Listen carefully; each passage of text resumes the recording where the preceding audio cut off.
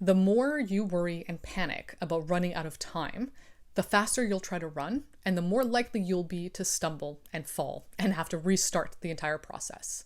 This is a tough lesson I've had to learn through a lot of experience throughout my life, and every time I've done the same thing, I've gotten the same results. Every time I panic about not going fast enough, things not happening quickly enough, I try to speed them up, and I end up stumbling. I end up inevitably back to where I was when I started, feeling even more like a failure.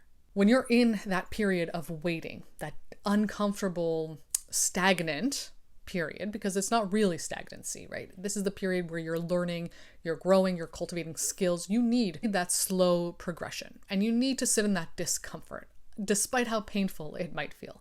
It's a necessary part of the process. If you try to speed it up, you will fall because you're not ready yet.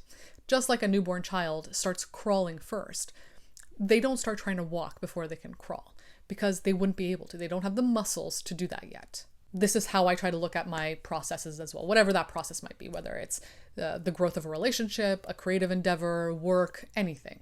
The process has to be slow, steady, and consistent. That doesn't mean that things can't speed up, on their own without you forcing it. Sure, ride that wave, follow it in the best way that feels, authentic and aligned for you. But don't try to speed it up when it's not time yet. And I truly believe that you will know when it's time to speed up a little bit in an authentic way, not in a forceful way, coming from a place of panic, of fear, of wanting a specific outcome and worrying that you're not going to get it. You have to have a level of trust in yourself to be able to understand that, okay, now's the time to wait and now's the time to go.